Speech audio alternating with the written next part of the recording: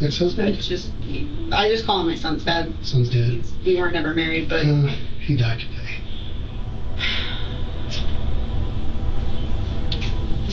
What? How? What happened? Someone shot him in the face. In the face? Where? On his postal route.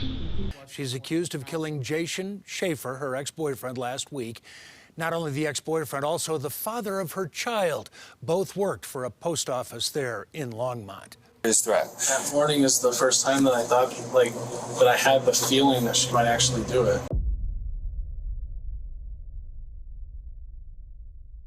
This is the story of Devin Schreiner, a 26-year-old mother who wore her uniform like a mask, hiding something dark beneath it. She wasn't just bitter. She wasn't just jealous. She was dangerous, a woman who let vengeance rot her from the inside out until it led her to do the unthinkable, cold, calculated, and carried out in broad daylight. But this isn't just a story about a killer. This is also the story of Jason Schaefer, a 33-year-old mail carrier with a kind heart and a fierce devotion to his son. He was the guy who always showed up early, smiled at his neighbors, and left every home just a little brighter than he found it. To the people on his route, Jason was just their friendly mailman. But to those who knew him, he was so much more. He was a loving father, a loyal friend, and a man just trying to rebuild his life after a messy breakup with the mother of his child. That breakup was with Devin, and Devin didn't take it well. Especially after Jason started dating someone else, not just anyone else, her younger sister. To Devin, that wasn't just betrayal, it was war, and she wasn't going to fight fair, because behind the scenes, she had a new boyfriend of her own, Andrew Ritchie, or Short AJ. And together, they began to plot something sinister. Not a fight, not a confrontation, but an execution. On October 13th, 2021, Jason's life was taken in the most brazen way imaginable. Shot dead in broad daylight in front of mailboxes while wearing his USPS uniform. Postal worker. Police say the suspected shooter, Devin Schreiner, stalked her ex-lover on his route as a mail carrier. Schreiner, who was just fired from her job at the same post office her ex worked 2 weeks ago, allegedly parked her 2017 Nissan Rogue blocks away from the shooting. Shortly after starting his delivery, residents in the Longmont neighborhood called 911, saying their post office worker had been shot and killed. After Jason was gunned down on his route, bleeding out beside a row of mailboxes like he was just another piece of discarded postage, Devin played it cool, calm, unbothered. She even showed up for work, pretending to mourn the very man she had plotted to kill. She had convinced herself that if she didn't pull the trigger, she wouldn't pay the price. That if she used someone else to do her dirty work, she'd walk free. She even went so far as to act shocked, telling people how tragic it all was, as if she hadn't spent weeks feeding Jason's location to her boyfriend. As if she hadn't sat back and waited for the perfect moment to strike. But detectives? They weren't buying it. Because while Devin was playing dumb, evidence was screaming the truth. This way. Okay, well, I need him to be here now. I saw my father's car outside, and I'm not really sure why he's here. Your father's car? Yeah. Who's your dad? His name is Raul. Raul? Yeah. Okay. Is he not allowed to see your kiddo? He's a registered sex offender, so he better not be around my kid. Okay. I'm not sure who's where, but he's safe right now. Who is he with? He's going to be with an officer right now, so. Okay, because the previous officer that I spoke to on the phone said that he was with my sister, and she doesn't have custody of him either, because she's not his guardian. Okay. So I need to know where my kid is, and I need to know what's happening, because nobody's telling me anything. Okay. Fair enough. I don't know what's happening either. I just got here as well. I was just told to come walk you in, so I'm sure they're bringing somebody down. We're going to tell you what's going to happen. Do you want to take a seat for a second? You can stay standing if you'd like, but... Okay. It sounds like somebody's coming here in just a second. Let me see if somebody's on their way.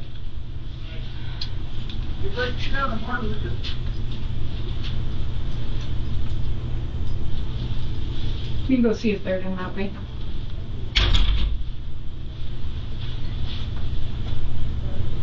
I don't understand what happened. Okay. I don't know what I don't know what's happening either. So I'm sorry. I'm just the meeting person.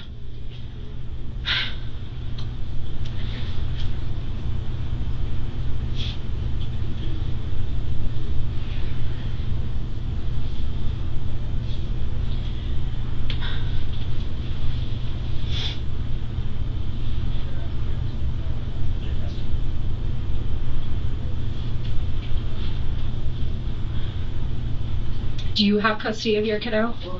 Me and his father shared half and half custody. Okay. Okay. Whatever. Okay. Whatever. And we'll get all that taken care of and figure it out here. Okay. We definitely know your son is safe.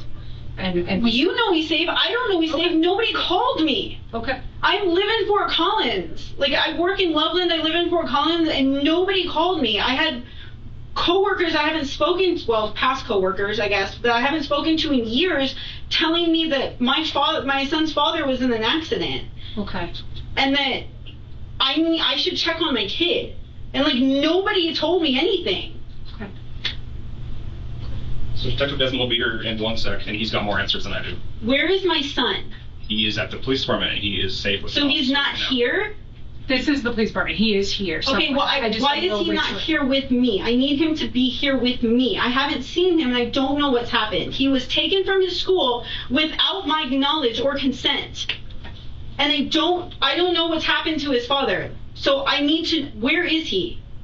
He needs to be here. I have the detective talk to you first, and he'll explain what's going on. I don't know why he wasn't here when I got here, but I need my son. I am worried about my son. He is 5 years old. And I don't think any of you have told him anything that's happened. I don't even know what's happened. Okay, he's here right now, so we'll figure it out. All right, Lord. Okay. All right. Thank you. Mind if I shut the door for private? I don't really care. I want my son. Where is my son? I'll tell you everything. How about that? You're Devin? Yes. Am I pronouncing that right? Yes. I'm Steve. You can call me Steve. We gotta kind of step back here a little bit. I'm gonna tell you some bad news. Your ex-boyfriend, is it? Ex-husband? I just call him my son's dad. Son's dead. We weren't ever married, but He died today.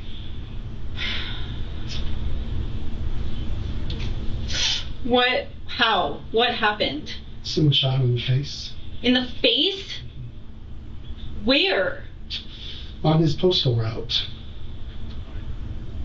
He was working today? He doesn't... Yep. Yeah, he was working, and someone came up and shot him. When did this happen? At 12:32 today. It is 6 o'clock. Yeah. So it's kind of a long story. You know, in 2021 in July, they changed all the laws saying we have to record everything in police work. If we don't, then we get punished and everything. And I got a lot to tell you, a lot to share with you. I want to tell you that your son's safe right now. But I want to read you your rights just so you know about it. Let you know that we're recording this because we have to. We have to record everything. And just so don't play any games with you because I don't like to play games with people. Read me my rights? Yeah, just to get it out of the way. For what reason? Well, it's your son's dad died today, and so police typically look at the butler or the ex or somebody who owes him a lot of money. So we want to at least ask you some questions about him, do our due diligence. I don't think he has a butler, so we got to rule the butler out. So we at least got to ask you some questions about how he died. Maybe you know something about it. I was at work today. Okay, perfect. You got a good excuse. Shouldn't be a big deal. But I want to ask you about it. I want to exonerate you if possible, and then move on to the next suspect. Do my job and see. Work. I mean, I'm sure you're concerned about his death, and you want it investigate it fully. You don't want us to sweep anything under the rug. No, of course not. But In police investigations, this is like standard 101 stuff. You got to rule out the butler, you got to rule out the ex, you got to rule out the bookie who owes a lot of money to, and start working it. It could just be a random shooting, but we gotta do our due diligence and figure it out. And our cases are reviewed by the DA's office, and they want us to do it right. People have a lot of pressure on us, making sure that we do the right thing. And so I don't want to do anything, because the case is so serious, I don't want to do anything to violate your rights, anything like that. So everyone my rights and my son's rights were violated when you took him from school and did not. During her interrogation, Devin wasn't just defensive. She was unhinged. She screamed in the detectives' faces, demanding to know where her child was, furious that the police wouldn't immediately hand him over.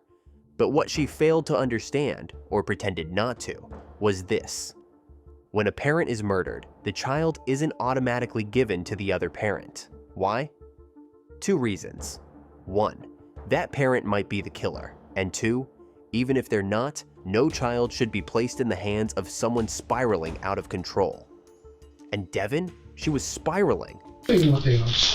Have you ever seen cop shows? Yeah. They're on like every night, and these are the same rights. I'm gonna read them to you, although you probably know them. Maybe see. So let me read them to you. Can I still call you Devin, right? Yes. All right, Devin, let's get through this. Devin, you have the right to remain silent. Anything you say can and will be used against you in a court of law. You have the right to talk to a lawyer for any questioning to have him for her. It's kind of a sexist one. Present during any questioning. If you desire the presence of a lawyer and cannot afford to hire one, the court will appoint one to represent you without any charge. You can decide any time to exercise these rights and not answer any questions or make any statements. Devin, do you understand these rights that it's found good? Yes. And having these rights in mind, can I talk to you now? Yes. And will you sign this for me? Give me your John Hancock. Where are you working now? I work at the post office in Loveland. Okay, how do you like that? It's fine. So I want to talk to you about this case. I need to see my son. We need to figure out what's going on and how your husband, how your baby's father died. So we're not going to let the son go just yet. Wait, he doesn't need to go, but if he can can I at least see him first? Right now, no. Why? Right now, no. Because we got to figure out if the butler killed your the baby daddy's son, or if you killed the baby daddy's son, or if the bookie killed him, or if it's a random person killed him. I don't know who killed him, and I don't want to turn over the ex to the baby until I know that everything's legit and that you're calm and that you're rational and you're not a crazy person, because I've never met you before. I'm not calm. My son was taken. Nobody told me that anything happened. My son was taken from school by either police, and I was not informed, or by somebody who is not legally allowed to pick him up from school. Yeah. So here's what's going on. We went out to the school, and we said we don't want anyone picking up the child until we figure out who's who and who's safe, who we can release the child to. If the ex-husband shows up at the school and the wife's dead, we're not going to release the kid to the ex-husband who just killed the mother. That's going to put the kid in harm's way. So that's just standard police 101 business. But nobody called me. Yeah. When did you pick him up from school? Probably about 3. Okay, I called his daycare at 5-ish, and she said he was still there. Well, maybe we picked him up at 4:30ish then. It doesn't matter. I called him called the lady that runs the daycare, because I also used to work for her, because she knows me. Okay. And she said yes, is still here with us. Okay. So I mean, I don't think she's lying. We probably picked him up at 4:30. I didn't go there. I hadn't been to the school. But when we got a homicide like this, we had a lot of people working on it. Okay, but then they have my contact information. Yeah. So they couldn't have said. Yeah, you're not listening, though. We didn't want them to release the child to you. Don't release him to me. But nobody even told me his whereabouts. Well, I thought he was with his The father. police escorted him back here, and Rosa was here as well. Why? She is not his guardian. No, she's not his guardian. Okay, then why was We're she not- here? We're not releasing her yet. We want to find So out she's who with it is. him? She's with my son? We're all with. She's being interviewed by a detective because we're not sure who she is. She's my sister. The child is here. The child is being interviewed by Okay. a forensic interviewer. He should not be interviewed because I didn't give consent for him to be spoken He's to. a witness, so he doesn't need consent from the person. Was he there? Was he in the... But he's going to tell us about the relationship between you and his father. But I don't... You don't understand. He's 5. Well, he might not have anything to say. But No, I don't understand how this can all happen without me even knowing that anything happened in the first place. because we don't release children to abusive husbands that kill their wives. So you're saying that I am abusive and I killed his I know. father? Devin Schreiner exhibited classic signs of narcissistic rage. The moment the interrogation began, she lost all composure, screaming, deflecting, and refusing to engage in any rational conversation. Saying that this is police standard practice 101. We don't release children to people we don't know. I'm not asking you to release him. I am asking why I was not contacted in any sort of form about my child's whereabouts or that there was even an incident. I don't know about that specifically. I know we wanted to find you and we were trying to track you down. You could have found me Yeah. when you picked him up from school because they have my information. I pay for him to go to that school. Yeah. They have that information. Well, I want to talk to the officer that did that. Like I said, I wasn't there. Okay? We're kind of going around in circles here. I'd like to exonerate you if you didn't have anything to do with this and get you out of this police department. Yes, because I would like to see my I don't son. think you want to hang out with me, and I think you want to see your son, and I want to check off all the boxes, make sure we can release the Sunday tonight. I saw my Thank you, father, or Jessica. my father. I saw my father's car in the parking lot. Is he here as well? I don't know. What? Who's your father? His name is Raul. He's tall, brown Mexican dude.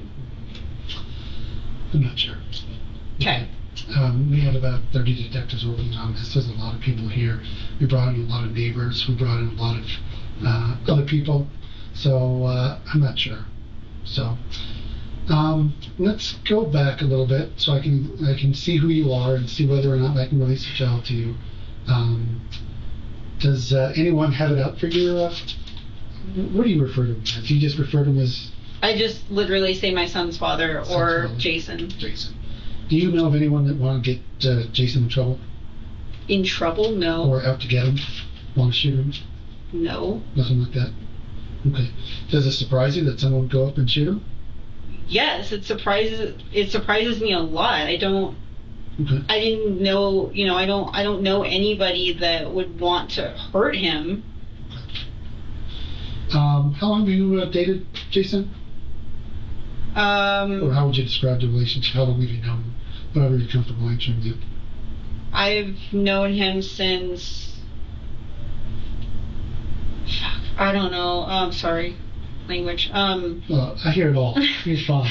You are not going to offend Okay, me. I was like, I don't know, how old's my kid? He's almost 6, so, he's born in 15, so I've known him since, like, October, November of 2014. Okay. Good relationship? Have the police been to your house every week? How would you describe that? I mean, people date and they break up. How was your relationship?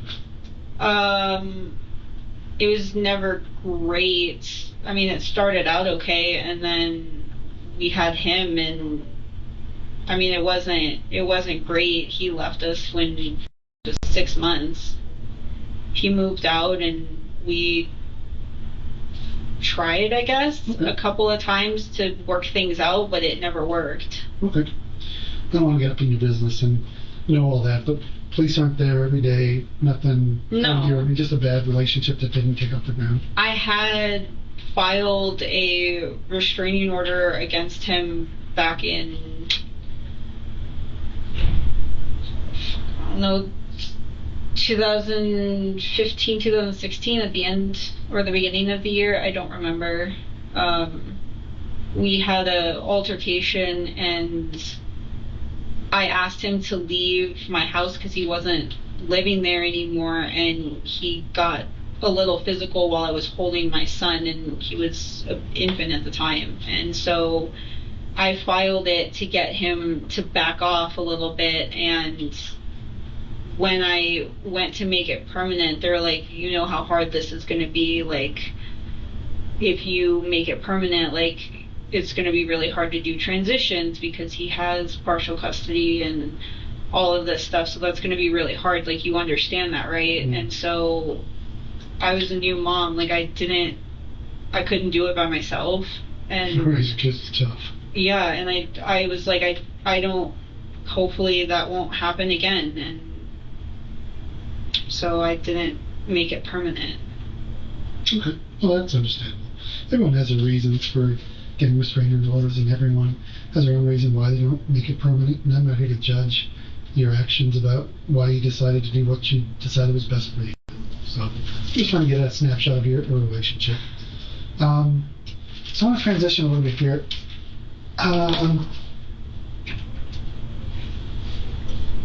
Longmont's an awesome department to work for. When we have a homicide, we have all of our property crime detectives go out. We have all of our person crime detectives go out. We have all of our undercover detectives go out. We have all of our gang and crime suppression units go out.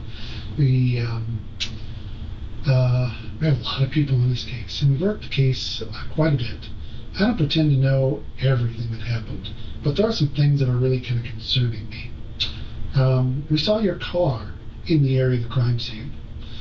Your car was a Nissan Rogue that is missing a front passenger front hubcap. We caught your car on a license plate reader a little while ago with your license plate, and it has that front passenger hubcap missing. Sure enough, in the videos around the crime scene, that car is there with that front passenger bumper or hubcap missing. You said you're at work today, but your scanner goes off before the homicide and turns back on well after the homicide, and they track your scanner that's used at work to your boyfriend's house, AJ. So that's really kind of concerning. And we caught the shooting on one of the Nest doorbell cameras from across the street. So I'm really kind of concerned. I know that you got served just the other day with the child custody order, and you're a little upset about that. You told AJ, you told Devin in the past that AJ knows where you live, and that he'll shoot you if he needs to. I've told who? You told that to Devin, and Devin told that to your sister. Yeah. Well, Jason heard that from you, and then Jason told Rose that, and Rose told us that. And this happened about a year ago. That AJ knows where you live, Jason, and AJ will shoot you, Jason. You said that. I said that? I've never said that. So why is your car in the crime scene area? Why are you in that area in your car? And why are you turning off your scanner?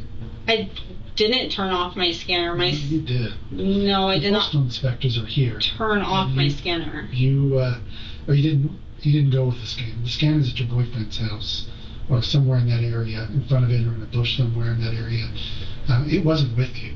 Okay, they have a breadcrumb trail on GPS on your scanner. Yes. And the postal inspectors were here, and they said, before the homicide, you're not doing anything with the scanner. It's stationary for like 3 hours or more. And it should be mobile because you're working, but it's at your boyfriend's house. And why is your car in the crime scene area? We've got video of your car in the crime scene area. I don't know why it would be on camera that my car was down there, but I don't. Listen.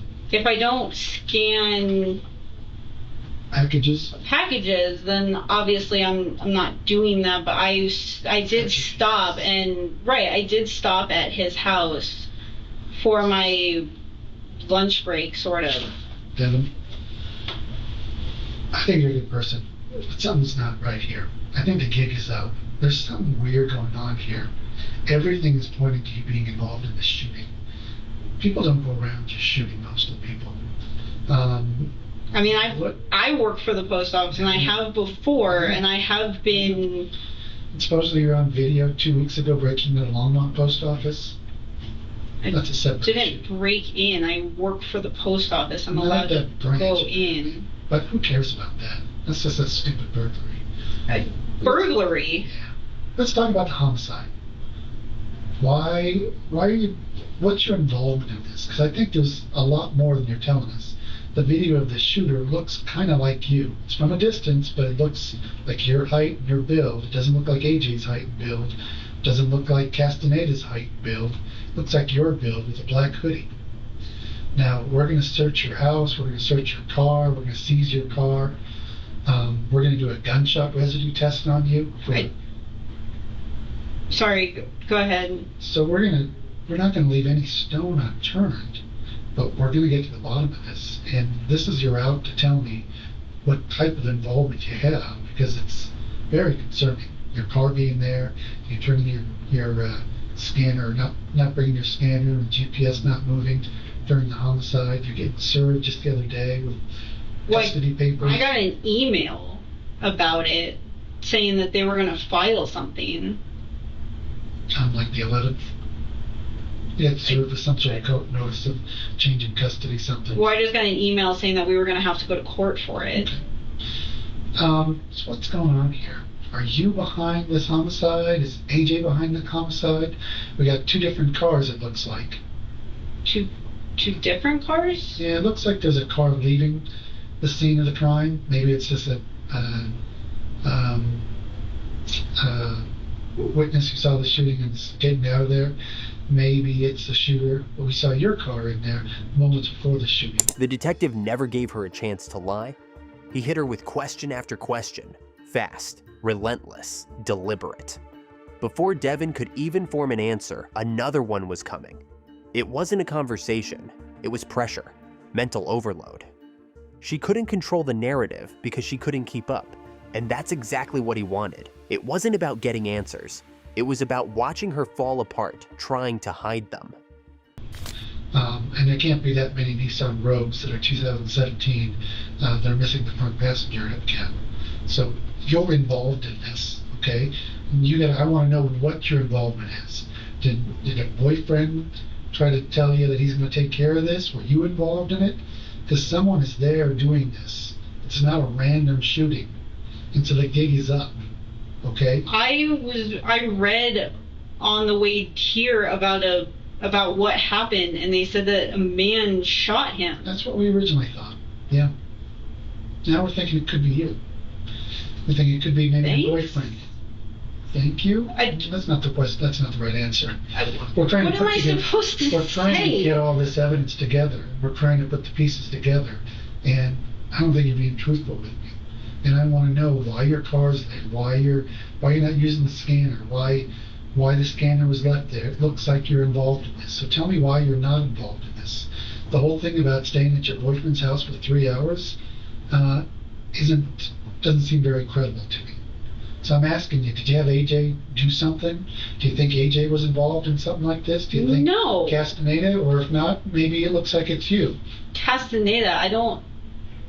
The other boyfriend, Castaneda. Well, I know who that is. I just don't understand how he's. I don't know, one of your boyfriends, one of your associates. Someone killed your ex, and we want to find out who it is. It seems like you're involved. Your car is there.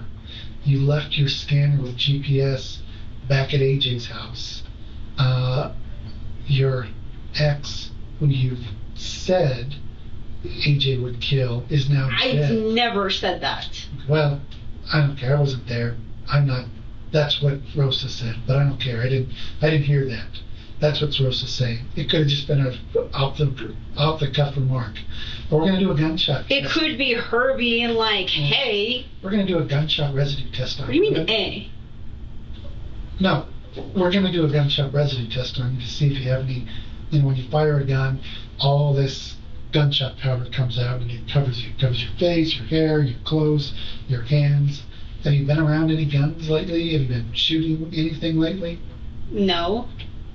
So we do a gunshot residue test. It's going to come back negative. It better. Listen, I feel like I'm trying to figure out if you did this or if someone else did this. And my bet is you have someone else involved in this, maybe a friend. And so I'm trying to figure out if you talk to me about this, I don't think this is a coincidence that your ex got shot in the face today. It looked like a hit. Looks like someone pulled up, ran out, shot him, ran back to the car, sped off, fired 5 times. He died right there. So I'm going to take this seriously, and I want to exonerate you to have nothing to do with this. I don't want to arrest you if you didn't do this. Does that make sense? I don't want to arrest anyone that didn't do a crime. But your car is there. Your car is there. You turned your scanner off. Your GPS, well, you didn't turn it off. We're not going to mince words.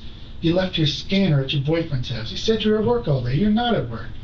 I am at work. I'm on my route. For like 3 hours, you left your scanner there? I stopped. I left it in the truck while I went into the house. And then your car is in the crime scene. That's a lot for a jury to try to swallow. So we saw the car in the area, but there's also another car. So that's why I'm thinking maybe someone else is involved. Maybe things went a little too far, and you thought maybe your boyfriend was going to rough him up, and then, oh crap, your boyfriend shot someone. And I don't want to look at you for this. There are exes out there, men, women, that say, this guy's doing me dirty, go send him a message. You're not going to go fight your ex. You're not going to go punch him. That'd be too easy. But send someone else there to rough him up. And you sent him in to rough him up, and holy crap, he shot him. And maybe that's not what you were expecting. Maybe you just want him roughed up a little bit. Or he said, I'm going to go rough him up. You're like, no, don't rough him up. But let's go over there, I'm going to rough him up. Maybe you just want to keep him calm a little bit. And then instead of roughing him up, he kills him. So I'm trying to find out. I think you're definitely involved in this. But maybe you're down here where you're just trying to prevent something. Okay? Maybe you don't want this hothead, whoever it is, to go beat him up. Maybe He's you don't want. not a hothead. Well, I don't know who he is, but whoever's there, maybe they went too far and you didn't know it. So that's why I'm trying to give you some type of plausible deniability. This happens all the time. I can tell you some stories about it if you want to, but my favorite story about this is a basketball player. A basketball player is playing basketball and he sees some fan heckling him, right? And the fan is saying, oh, you suck, you suck. Well, the guy goes up there and beats up the fan, right? Terrible. He's in the paper, he's getting crucified in the paper. He's an elite athlete making millions of dollars a year. They have security to go out and take care of these guys. Next week, another guy, I think it's Andre Davis, he goes up in the stands and beats someone up. Is that the same thing? I mean, on the surface level it is, but if you don't do your job as a detective, you might not realize that this guy, Andre Davis, someone was messing with his wife, like harassing his wife, smacking his wife around. He ran up to the stands to do his husbandly duty to protect his wife. So that's why he did it. The other guy, he's down here. He just goes up there because he's a punk and beats up a fan. Andre Davis goes up there, does the same thing, but he does it to protect his wife. So two same things, and if we don't get to the bottom of this and find out what's really going on, where are you on the spectrum? Are you this thug that goes into the stands and beats someone up? Or are you this other person who's just trying to calm things down, get things under control? That's what I want to know. That's a mitigating circumstance. If things got out of control, I want to know it. And this is your chance to tell me. Because something happened, and you're involved somehow, to some degree. And I want to know it. If your boyfriend or your friend or some guy you hired maybe to beat him up, things went too far, this is the time to come forward and come clean and let me know. Did I hire? I don't know who this guy is just yet, but we're going to find out. We're searching your car, we're going to search your phone, we're going to do this gunshot residue test, maybe everything will come back clean, and that's great. That's great, because I don't want to arrest the wrong person. But if there's someone else involved in this, we're going to find out. And if that other person says you're involved in this, it looks bad on you. So this is your chance to tell me someone went way too far, and I didn't want him to shoot him. I thought he was going to talk to him. I thought he was going to say, hey, knock this shit off. I thought he was going to try to reason with him. I thought he was going to say, hey, this has gone too far. Let's get this under control. And I was going to let him try it, but he shows up there all of a sudden, he's shooting him. There wasn't two people there. There was just one shooter. And so I'm thinking, I got to do my job as a detective. And if you didn't do this, I need to get you off the hook for it. I need to say she wasn't involved. She came clean. She panicked. She didn't call the police right away because she was scared. You know, your ex just got shot in the face, and you don't want to turn this guy in because you're thinking you're scared. I understand that. I mean, I've been a detective for 28 years. These things happen, but now we got to take a deep breath. Now we got to say, there's more to the story than you think, Steve. You need to say, Steve, I'm not a bad person. Steve, I can't tell you what happened, but it got too far, and you got to get this off your chest. Because I believe you have some knowledge of this. I believe your car is in the area. The whole thing with the scanner, all of these things are starting to add up. You know, we're going to search your phone. We're going to get clothing and test that. We're going to test your hands. Something happened, and you didn't cover your tracks if you're involved in this, and we're going to find out about it. So now is a good time before we find out about it. You will find this person. We've got like 65 cops working on it, 65 detectives. We've got the whole postal investigation team here.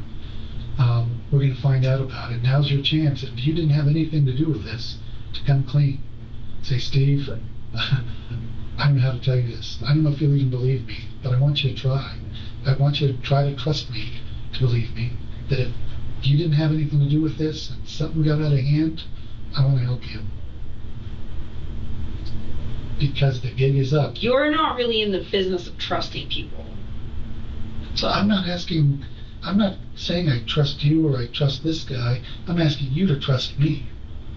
Because if you didn't do this and things got out of control and you panicked and you didn't think this guy was going to kill him, you thought maybe he's going to rough him up, that's understandable.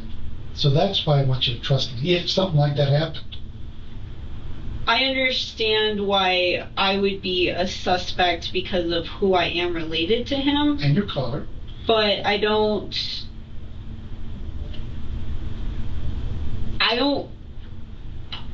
There was things in the past that have happened with him and I that I could have gone to court, or I could have tried to call the police. I mean, I have, and it didn't help. But there's other things that I could have done. Why would I shoot him? I don't know why people ever shoot people. And I'm not saying you shot him. Maybe someone else shot him. Maybe people just lost their temper. Someone shot him. We know that. Someone shot him 5 times in the face. That's kind of a lot of hatred. They didn't steal anything from him. They didn't have any issue with him. There wasn't a traffic road rage case. Someone shot him because they were really upset with him. They shot him with cold blood. They shot him 5 times and let him bleed to death there. That's someone who knows this guy. And you know him very well. And you know the people who know him very well. I don't know the people that know him. You know AJ, you know Castaneda. They don't know him. Your car was there. Okay? Your car was there. So tell me someone borrowed your car. I was at work on my route, which is not super close to the post office. Why is your car in Longmont when your scanner is I don't know. I am on my route working. Do you work in a mail truck or your personal car? No, I work in a mail truck. Okay. So why is your car down here killing your ex? I don't know. But it sounds like... You understand why that's so concerning to me. Yes, I do understand that. Did someone borrow your car? Help me out here. I don't know, but it seems like with all of these things that you're going to be doing that I need to have a lawyer or ask for a lawyer, or I don't know. Yeah, you can have a lawyer. I don't know what I'm supposed to say about that. But the detective was a master at psychological pressure. He laid out the crime like she did it, yet spoke to her like she was innocent, calm, non-threatening. He didn't let her ramble. He controlled everything. At one point, Devin started asking about a lawyer, but she didn't invoke her right. She just danced around it. So legally, the detective kept going. He didn't stop. He didn't slow down. He saw the crack and dug deeper, because the truth was right there, hiding behind her hesitation. So we're gonna do a GSR kit. We're gonna seize your clothing, and that could help exonerate you or implicate you in the crime. Hopefully it exonerates you and shows that you didn't do it. Hopefully this gunshot residue kit exonerates you and shows that you didn't do it. Then we're gonna probably just get you out here. Your son is not going home with you. We're gonna talk to the Department of Health and Human Services, have a social worker decide who should get the kid, because I'm not convinced that you're not involved in this. So I can't even see him? You put him in the back of a police car and brought him here? Hasn't gotten to see me or anybody. I'm not here to punish you. I'm going to treat you with respect. I'm going to ask, and if the powers that be say, yeah, let her see her. But I'm a little concerned about what happened today, and I'm concerned for the son's for safety, because I don't know what happened yet. By now, Detective Desmond knew she wasn't going to crack. She hated me, he later admitted. Still, he got what he needed, her locked into a story she couldn't undo. He refused to play dirty, no lies, no using her son as leverage. Devin wasn't getting custody, and she knew it. That alone shut her down. So Desmond stepped back and handed her off to the postal inspector with a whole new approach. Let's watch. Arrived. I'm a U.S. Postal Inspector, so my name's Ken. So I know you work for the post office and have worked for the post office. Mm-hmm. So because this is kind of postal related and you were working today, I wanted to chit chat with you about kind of what happened and some of your activities today, okay? I understand you may have been kind of done talking with the detective, but I wouldn't mind talking to you as an inspector to find out what's going on and what happened today. Can we also confirm, you said you wanted a lawyer, but I wasn't clear. Do you want to talk to him or do you want a lawyer? Whatever you decide. I don't have any more questions, but I don't want your rights to be violated. Sure, yeah. We weren't sure because you were kind of deciding what you wanted to do, but I'd imagine this is the husband of your child. The father. The father of your child. So we're just trying to get this wrapped up. We're trying to figure out what happened today, okay? Right. So one of the things we do is talk to everybody that's around the person, anybody that they may have had a relationship with, either current or in the past. Obviously, you have a relationship with Jason. You guys have a child together, so you work for the post office. He worked at the post office. We came up here. We were notified by the police department about what happened, so we went out there and took a look at what happened. We'd like to sit down and talk with you, okay? Would you be comfortable with talking to me about just kind of your activities today? And if I get to a point or a part where you don't feel comfortable, just tell me I don't want to talk about that. Well, I mean, I already explained that I was at work today. My route is in North Loveland. Okay. And well, I guess I just came in, and I apologize, like when you guys were already mid conversation. I'd love to start off with like how long you've worked at the post office, that type of thing. How long did you work up at the Loveland post office now, but you used to work at the Longmont post office, is that right? Mm-hmm. Okay. So I'd like to talk to you about that if that's okay with you. And again, like I said, if you get to a point to where you just don't want to talk to me about it, that's fine. But I think, would it be accurate saying, because most of the time when I interview people that are related to, somebody that was hurt, they want to help. They want to find out what happened. Yes, of course. Do you want to find out what happened? Yes, of course I want to find out. Well, I'm sure that you do. That wasn't why I wasn't answering or wanting to talk anymore. The detective is saying that we're going to be doing all of these things that I don't understand. So I think he didn't understand like the scanner thing, because I walked in a little bit and I heard you talking about the scanner and you were trying to correct him about kind of how the scanner works. So I thought, well, maybe if I come down there, you'd be maybe a little more comfortable talking to an inspector. So about what's going on, and I'll explain everything like he has. I've been working, as an inspector for almost 20 years. So I'm just here to figure out how we can help you, how we can resolve this situation, and how we can help Jason. But I need your help to do that, okay? Right. I absolutely need your help. We're going to be talking to lots of different people, but I need you to help me. Would you be willing to help me?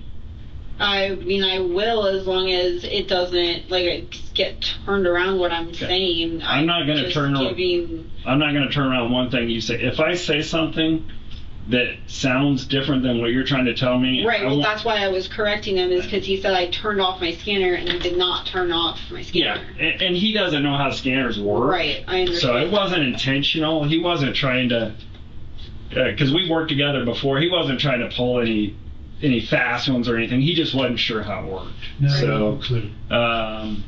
So if it's okay with you, he's going to leave.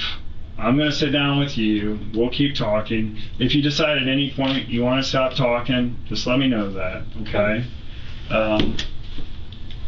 But let's start off with, are you comfortable where you're sitting? Or would you rather... I don't really care. Okay. I just really want my kid, and that's not happening, so... Yeah, well, first off, I'm sorry about what's happened today. So today's been a stressful day for you, for your child. So I understand that. I don't think you do. Well, I can empathize with the fact that it's probably one of the worst days in your life.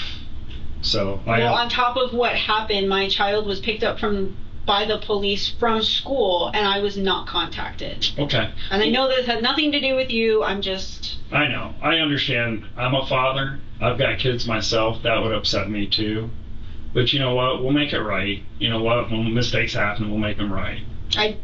I'm not allowed to see my son. Like, doesn't understand what's happened, and he was put in a police car, which he loves police, so I'm sure he was like, hey, this is fun. Sure. But he's traumatized. Like, he doesn't know what's going on. He's not allowed to see me. He's not allowed to see his father. His father's not here. Yeah, how about as soon as we're done, let's make sure that gets scored away. I'm sure he's being taken care of right now. They have folks that would be watching him right now. But I'll make sure you see him after we chit-chat, okay? But let me start off. With the new inspector in the room, something shifted. Devin seemed more relaxed, less guarded. The hostility faded, and for the first time, she started to open up. Different face, different tone. Tell me about your day. So you started scanning packages, you started your route, and then what happened? My guy AJ, he lives on that route, and so since Wednesdays are his day off, and things are very complicated with us, I try to see him on his day off. Okay, so you stopped by on your route. Yes. Hang out with him. Did you do that today? Yes, I do it every Wednesday. Okay, every Wednesday, that's kind of your normal routine. Yes. What time did you get over to his place? I don't know. I don't know exactly when I got over there. Okay. I wasn't really looking at the time. I was ahead of what I normally am for that day. Not by like a lot, but you know, like I'm there around, I don't know, noon, so I think I was a little bit ahead of schedule, so I was able to stop, and I was happy that I would be able to take a little bit more time to take a lunch and spend some time with them. Okay, so is that what you actually did today then? Yes. Okay. Where does he live? He lives on that road. I don't know if I should give his address or not. Okay, you don't have to. When you stopped by there, did you go in? Yes. And was he there? Yes. Okay. Does he live by himself? No. Okay. Does he have kids or roommates? He has kids and a ex-wife. Oh, okay. So his ex-wife lives there. That's probably pretty complicated. Hence the 1 day a week. Oh, okay. Because she's not normally there on Wednesdays? Well, not during the day. Oh, okay. So was she there today then? No. Okay. So when you showed up, was he by himself? Yes. Okay. And then, I've worked a lot of different assignments and stuff like that, so nothing will surprise me. I mean, did you guys hook up? What'd you guys do? Just have lunch? No, we just ate and talked and argued. Okay. What'd you guys eat? We had pizza rolls. Pizza rolls? Okay. Did both of you have pizza rolls? Yeah. Okay. Do you remember what kind of pizza rolls they were? No, I didn't make them. Okay. Did he make them? I'm assuming so. He was the only one there. Okay. Well, no, I just meant, I'm not trying to trick you or anything. I'm just curious, like, did he already make lunch for you then? Did you text him or call him and let him know you were stopping by? Well, he knows that I stopped by. It's Okay. just a thing. Even though you were early, it wasn't that big of a deal. Okay. Do you have a key to his house? No, I have a code. Oh, like a garage code? It's like one of those codes that you put into the door and it like turns the lock. Okay. Is that how you went in today? Yes. Oh, okay. But he was there, you guys had lunch together, you guys had pizza rolls. What'd you drink? It's water. Water? Did you drink water? Yeah. Huh? Yes. Okay. And then, how long would you say you were there? Which is a very long time. Okay, a very long time? Normally I'm there about an hour and a half, but like I said, I wasn't too worried about it today because I didn't have to pick up my son. It wasn't my day to pick him up today, and I had some extra time, so. Okay. So what did you guys do? I know you said you argued, but did you watch TV? Did you do any other activities? No. Okay.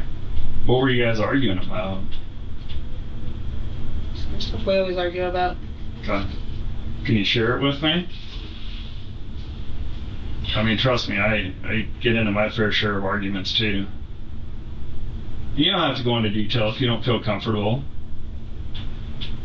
I just, we've been trying to make things work for a while and they're not working, and we have a lot of differing views on things, I guess. Especially with his ex-wife living with him. Okay. I'd imagine that that's a big source of frustration for you too, and for you specifically. Are they kind of doing it because it's a financial type thing, maybe? I don't know. You don't know? Okay. It's one of the problems. Okay. And then, how long do you think you guys argued? I don't know. I didn't really look at the time. Okay. What did you do when you left his house? Did he go with you? Or you were in your postal vehicle, right? Mm-hmm. Did you guys, what happened after that?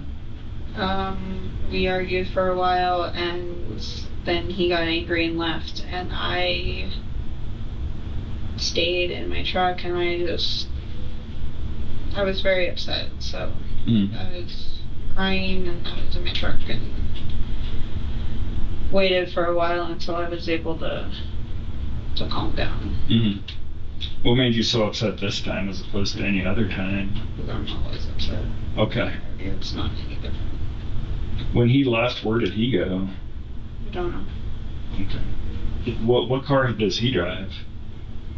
He drives a big Duramax truck. Okay. Like one of those big diesel trucks? Like one of those like big mountain or big large ones? Yes. Okay. So he left. How long do you think you guys were together before he left? I don't know. I wasn't paying attention at the time. Okay. So at some point he left. You were in the postal truck, and then you decided to leave too. Where did you go after that?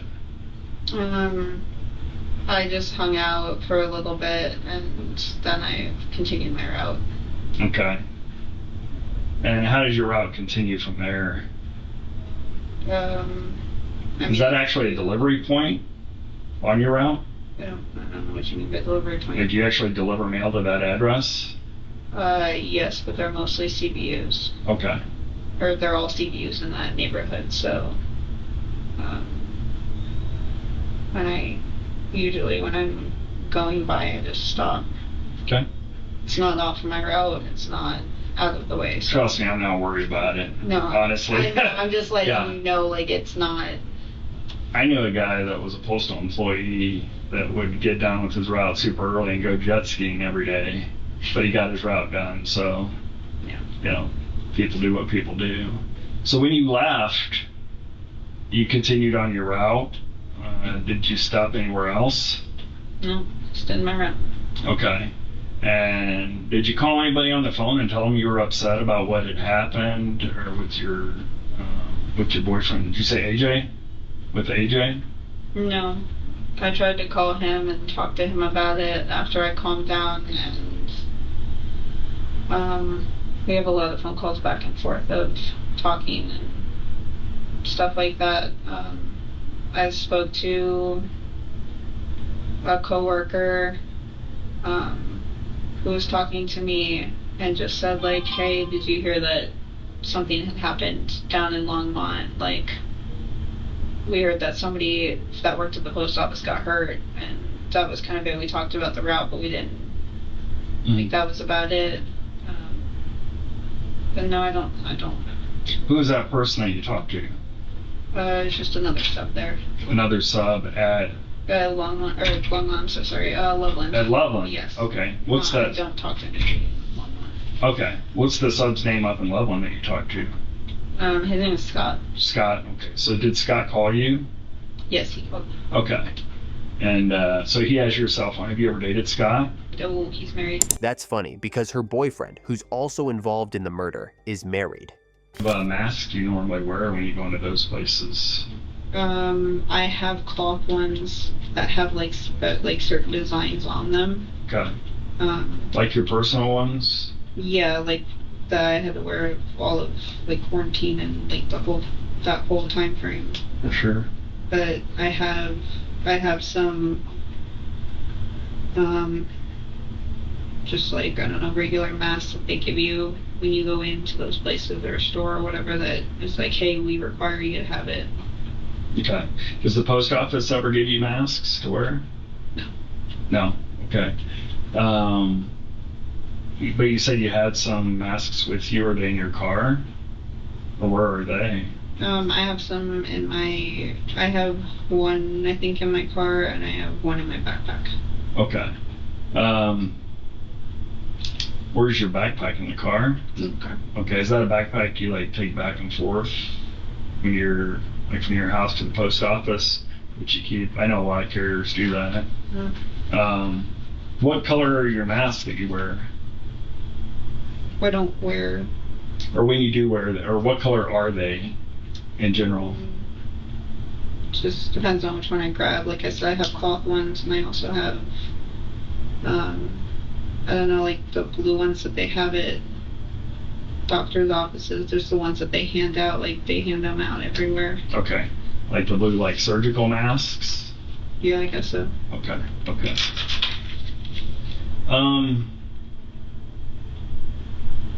So let me just step back for a second.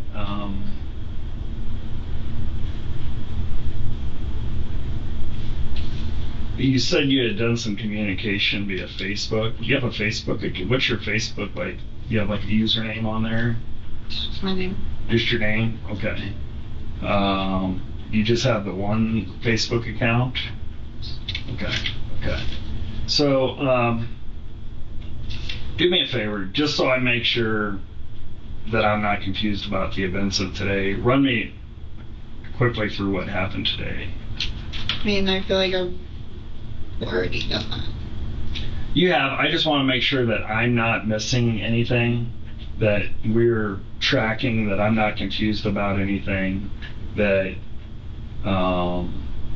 what you told me is, like, sometimes when I'm talking to people, they remember things as they're recounting their day. We're like, oh yeah, I had a Coke. That reminds me, I stopped at the 7-Eleven. That's why I asked you what you had to eat for lunch, because sometimes that jogs memories about what happened. You remember what you told me you had for lunch? Yeah, pizza rolls. Okay. And what did you have to drink? Do you remember that? It's a Wildberry. Okay. Let me ask you this. So, just talking about AJ, you said he's been a correctional officer, and of course, being a law enforcement officer, he has a gun. Have you ever shot a gun before? Yes, multiple times. Okay. When's the last time you've ever shot a gun before? Over a year ago. Okay. And whose gun was that? It was one of his. One of AJ's? Okay. How many guns does AJ have? I don't know. Okay. Is it more than one? You said guns, so I'm assuming you meant. Yes, he has a few, but I don't know how many. I don't know how many he has. Okay. So, what kind of guns are they? I don't know. I'm not familiar with. I don't know that much about them. Okay. I don't know. Okay. I'll tell you. When did you guys last go shoot? You said about a year ago? For our friend anniversary last year, yes. For your what? Friend anniversary, like an anniversary for friends. Okay. But yeah. Do you remember what date that was then? I don't. It was at the beginning of November. Okay. I don't know. So sometime in November, where'd you guys go out shooting? There's a place in Loveland. Okay, like a gun? Like a shooting range. Like a shooting range.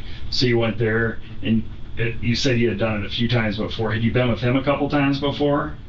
No, I had been with an ex before. With an ex-boyfriend? Okay.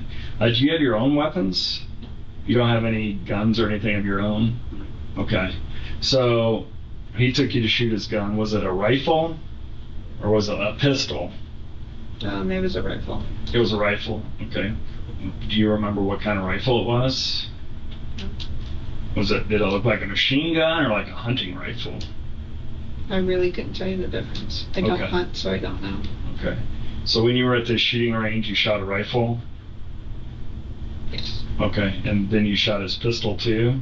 No, I don't. I am only aware of the pistol that he has for his job. Okay. So when you said he had multiple guns, you're not sure what all he has? Okay. Where does he keep his guns? I don't know. Okay. But you've been to his house before, like all the time, but you're not sure where does he keep it locked up? I don't know. I don't go looking for them. Okay. Do you know what color it is? Okay. Did you ever shoot his handgun? Like for. The inspector asked if she'd ever fired a handgun before. Devin blinked. Like, for work? Work? You're a postal worker, not John Wick. It was the kind of response that said more than she realized. Deflective, confused, and completely out of touch with the seriousness of what she was being asked. You ever physically shot his handgun? No. Okay. When's the last time you shot a handgun? Really long time ago, like over 10 years ago. Okay. So, do you know how to shoot a handgun? I mean, I guess I would know the basics just like every other gun, but I don't know Okay. specifically what you're asking. Well, I'm asking, you said you don't have a gun. No. Do you know how Jason passed away today? Yes, they said he was shot. Okay. Who said that? The detective. Okay. The detective told you he was shot? The detective told me he was shot in the face. The detective said shot in the face? Okay. How'd that make you feel? I don't know. I don't have anything against guns, but obviously I don't own one, so I don't. Mm. Now, how'd it make you feel to find out that the father of your child was shot in the face with a gun? Yeah, it's terrifying. Mm-hmm.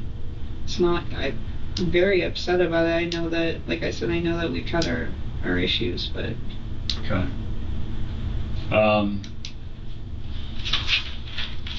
At this point in the interrogation, we'd gotten a whole lot of I don't know from Devin. Not denial, not outrage. Just a steady stream of shrugs and confused looks, like she was a bystander in her own crime. Like FBI files and all that kind of stuff too. They have labs that pretty much what they do is, you see how these shoes have like this really intricate weave? Mm-hmm. So they can actually go in there with different tools and technologies and find like blood droplets that you can't even see with the regular microscope. It's like a forensic microscope. So what they're going to do is they're going to take a look at that. So I think probably what they're going to find is some of Jason's blood on your shoes. Would you agree with that? On my shoes? Yeah, I wouldn't yeah. agree with that. Okay, how about on your clothes right here and on your pants? No, Are they gonna find any blood droplets when they look at it with this like super sophisticated technology? No. And I want to give you the benefit of the doubt. So you're not just a postal inspector, is what I'm getting at. No, I'm a postal inspector. That's exactly what I am. Let me show you my, but they do have labs, and I know that they check people's clothing to either clear them. If we can clear, the one thing we want to do is if somebody wasn't involved, and maybe you just happen to be standing nearby and something got on you, but we want to make sure we clear people that weren't involved. Now, one of the things we do is we use forensics. Okay, we use forensics in a variety of ways. So no, I'm a postal inspector, so I wasn't lying to you about that by any means.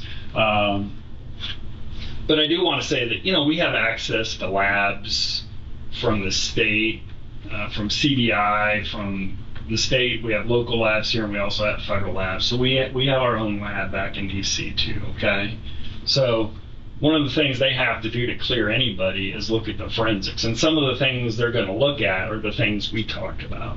Okay, they're going to look at your clothing. They're going to look at your shoes.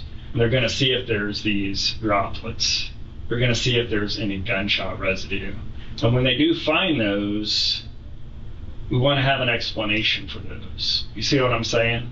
Like, What is it you're saying that they're going?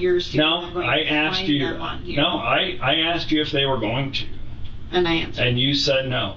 So, and I appreciate that, because that's one of the tough questions I have to ask people, especially since this was is the father of your child. Okay. One of the other things that we look at when we're doing forensics and that type of thing is we take a look at cell phone information. You know, where were you? You know, cell phones right now they're like little GPS beacons. I don't know if you know that. Have you ever seen that on TV? I mean, you use GPS on the phone all the time. Yeah. So it's like the same thing. So you seem like a smart person. So you know how GPS records work too, right? So one of the things we're going to do as part of this is we're going to have to pull phone records, okay? So we're going to take a look at it and we're going to say, okay, this is where you told me you were, and this is where your phone was. Because you had your phone all day, like you told me, because you were talking on it. You didn't lend your phone to anybody, I'm assuming.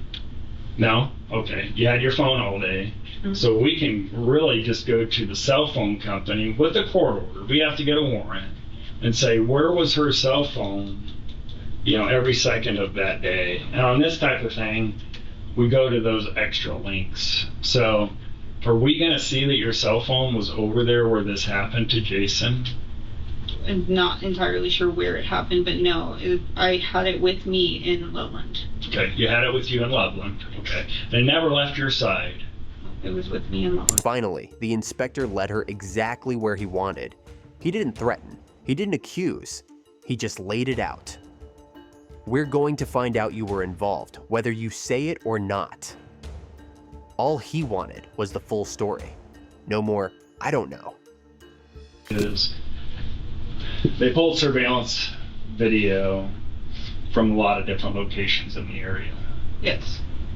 They actually captured what happened on one of the surveillance videos. That's what the detective said. Okay. Yes.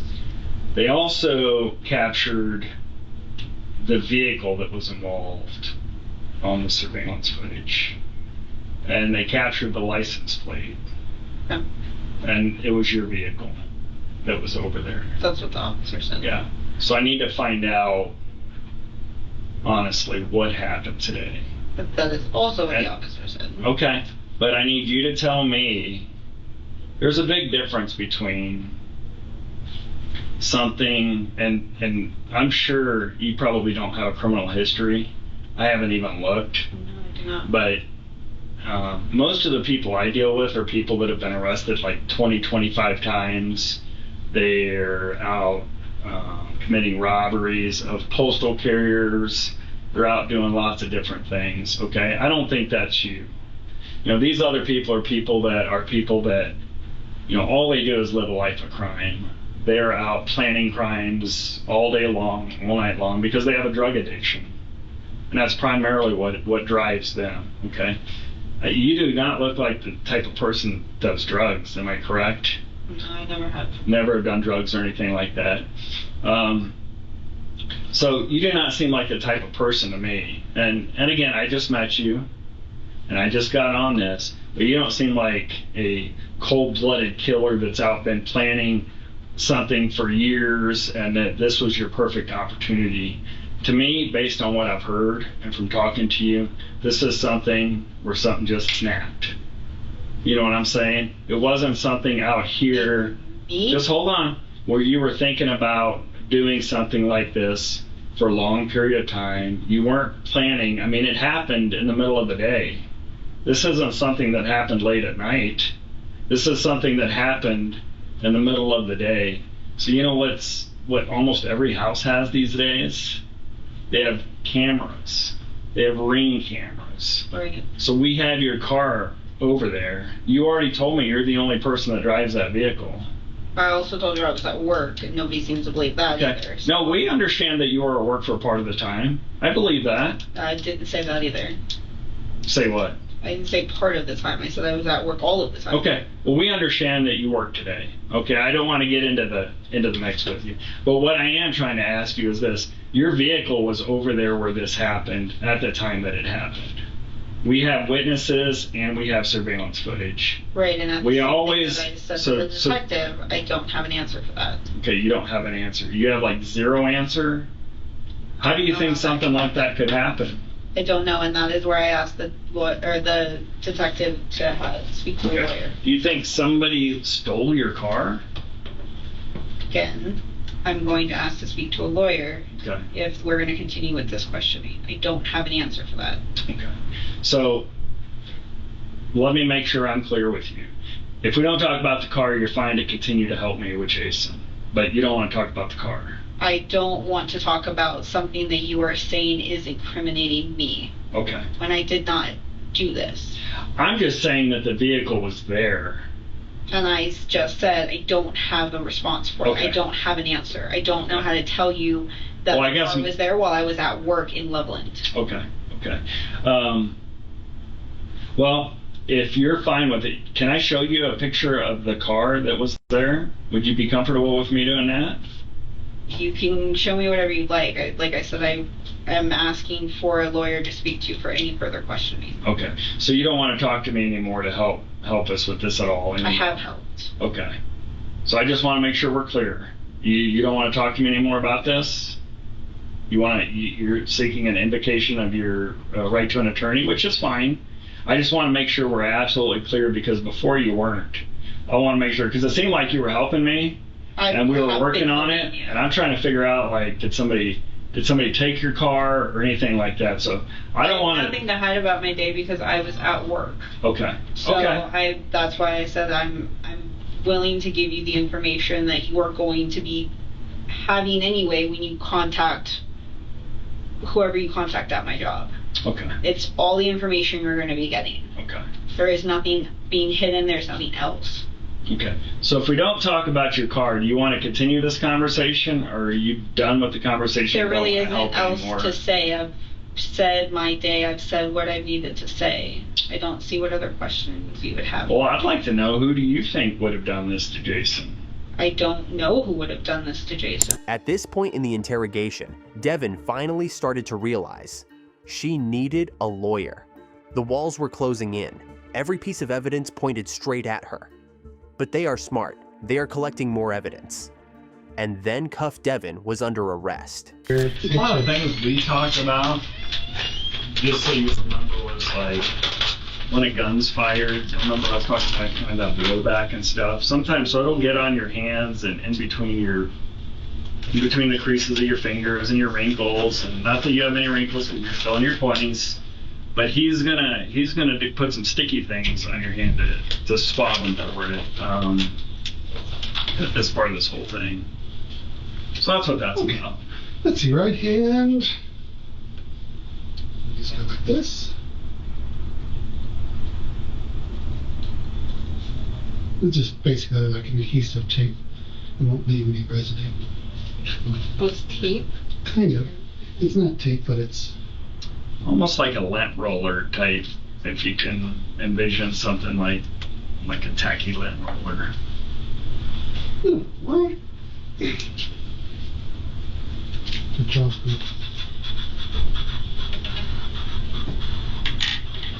Good. That's what you.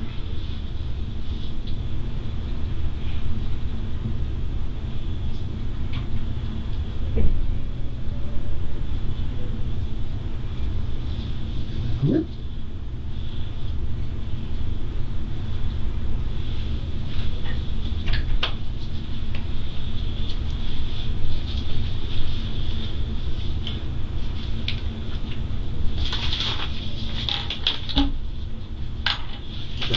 This one here is the face, so I'm going to do those arrows on your face. Okay?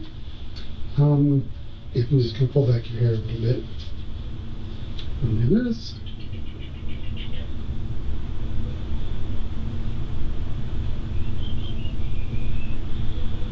This my calling is a makeup effect. Huh. Right here, there.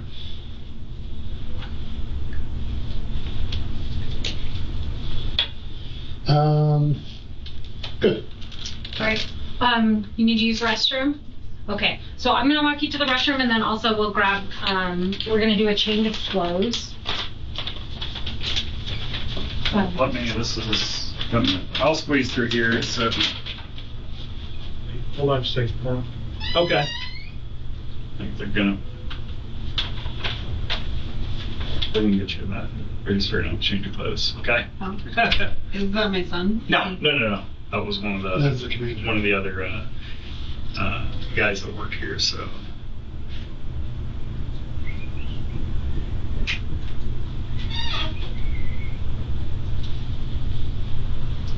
Right.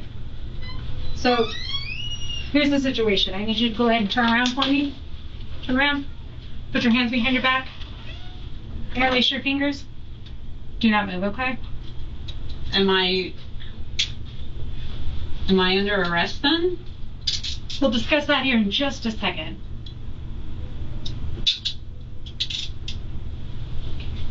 Does it feel okay? Nothing's pinching or anything like that? No. No, lock them so that they don't get any tighter. Have it handy.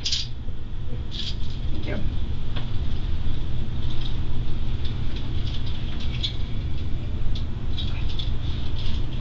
Right, so you are under arrest, okay? So we're gonna take you downstairs. We are gonna get your clothing and we'll let you go to the bathroom down there, okay? Am I gonna be told Go and step back. what it is Just a little bit. for then? Right this way.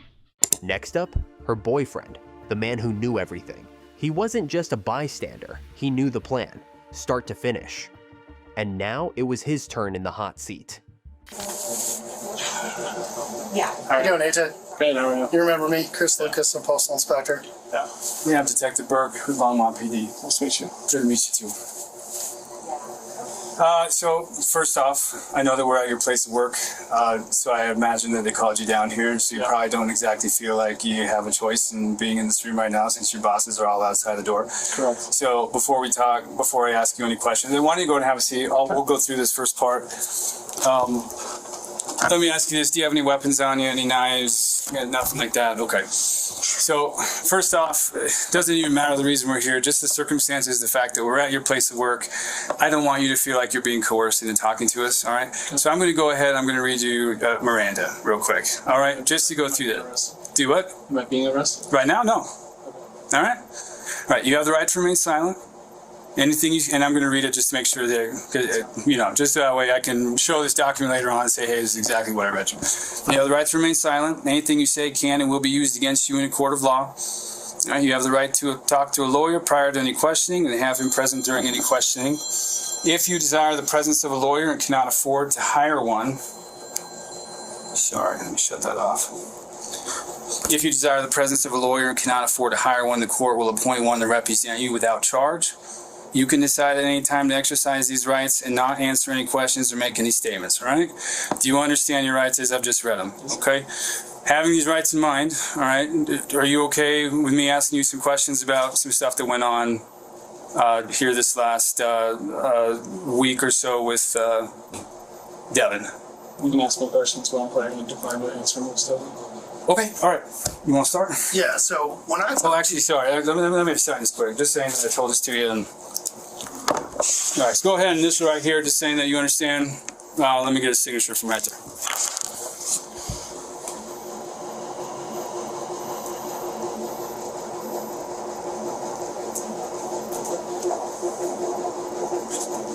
All right, I appreciate it. So when we talked the other night, I told you we were trying to put the timeline together regarding, when you saw her and Devin and all of that. And so really I want to kind of clean up some of the timeline stuff.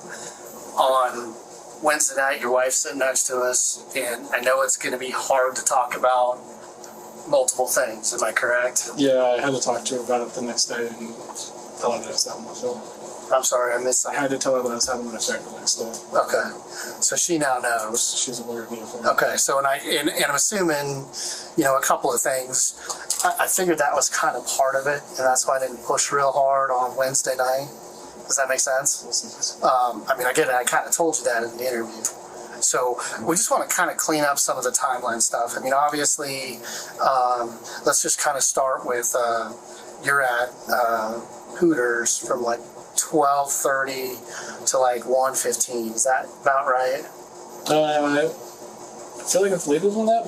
Okay, Maybe that's right. 1:45. I think it's 1:45. Yeah. Okay. How did you get to Hooters? Drove my truck. Your truck? Okay. The black one, the one that was in the driveway?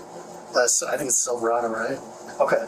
So you drove your truck there. I drove myself. And you were on your phone? You had your phone with you there? Correct. Okay. So you remember being there on your phone, and it's your personal, the one that you gave to me, right? So is that, that makes sense. That's your phone, and that's the one that I took, right? Okay. So you got there, you're there, you eat wings, hang out with your buddy Brandon? Correct. Okay. As we went through this, sorry, I didn't mean to bring that in. And so we were talking about multiple things that day with Devin and her timeline.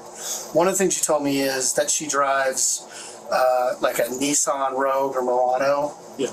Is that correct? Yeah. Okay. Do you remember, like, if we showed you a picture of her car, would you remember what it looks like? So this is her car on a license plate reader back That's in her May. car. All That's her right. car. That's her car. This is down at the scene, the neighborhood of the shooting. You can see the time, 12:06. That's her car. So originally you told us that she was up there at your house with you until 12:15 when you left to go to Hooters. Can you explain that? We're trying to verify Devin's timeline right now. That's the thing. Yeah. She was not with me.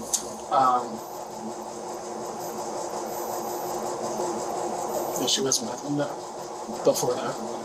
She came over to my house after I was done with Hooters. Devin told both the detective and the inspector that she was with AJ around noon, a bold claim. But we all know how that's about to turn out. Because when it comes to alibis, the truth has a funny way of showing up. Do you have any idea what that picture is right there? Looks like a GPS. So those are phone signals coming from your phone down in the Longmont area in the same neighborhood as the shooting with location information for the mailman who was shot that morning. All right. So we know that you were in Longmont that morning, and I'm not asking that because of you. I'm just asking that to further verify whether or not you had any idea where Devin was at that time. You've already told me that you weren't with Devin at 12:15 like you had previously told us, all right? So the reason I'm showing you this is because we can show that you weren't with Devin, and you can't obviously verify where she was. Right. What else did you want to show me? You got nothing to say about this?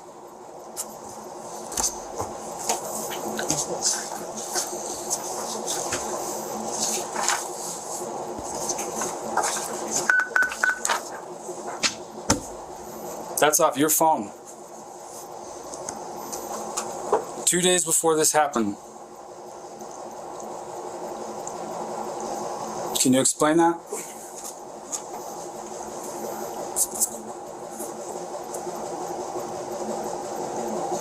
You're a smart guy. I think you know where we're going with this. Yeah. So if you want to give us answers, now's the time to give them to us. These investigations move fast. You know that. We get this data fast. You only get a couple opportunities to give us explanations for what's going on. We're trying to find the truth. So her and I were talking in the morning when I dropped her off at my house, and I didn't necessarily think too much of it. I thought that we were going to fool around after she got off, and because we had done that in the past. After she had gotten to work, or on her way to work, she had called me and told me that she had decided that that was what she thought needed to happen. And she had told me that she had thought about doing this before. Actually, 3 days prior to that, she told me that she was going to do this, and I talked her out of it. So, at that night, she was going to do it at his apartment in the middle of the night. I talked her out of it. I had to go over there and do it face to face. But she didn't do it that night. This morning, she told me that she was going to do it, and she told me that she had already had everything that she needed to make it happen, and I tried to talk her out of it. Then she went to work and told me that there was no talking her out of it. So, after talking to her, and she's mentioned it in the past, and she has talked about his route because she knows the Longmont routes. So I went out there, I knew his route number, I found him, and I continued to stay on the phone with her to try to tell her, to try to talk her out of it. But I thought that she was going to go there a lot earlier than that. I thought that if I would see her, I could stop her. She kept talking to me and never showed up there. I guess she was casing at the time. So eventually she told me, you know what, don't worry about it. I'm not going to do it. It's fine. I'm going to go back to work. And she hung up the phone with me. At that point in time, I stopped over at his truck and I told him that he should watch out for her because I think she's planning on doing something. I don't think he remembered who I was because he said, what? He just looked at me and goes, what? And I was like, Devin, I said, she's unstable right now and I think that she's going to do something stupid. And he said, I'm not scared of that bitch. And I said, okay. And I left. And at that time, I drove home. Where was that at? Where did that conversation take place? I don't remember the road. It was on the long straight road. In Longmont? Yeah. It was on his route. It was while he was still around. How long did that conversation take? How long were you there with him? Not even 15 seconds. It was just, all I did was stop and say, hey, I said, you're pushing her over the edge. And I said, I think that you should leave her alone. And I said, Devin, I said, she's unstable right now, and I think that you should leave her alone. And I said, I think she's going to hurt you. And he said, I'm not scared of that bitch. And I said, okay. I left.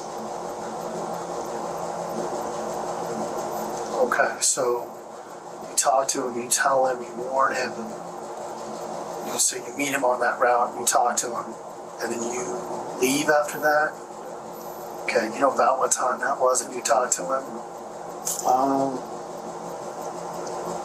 Right before I moved, maybe? And it was on his route?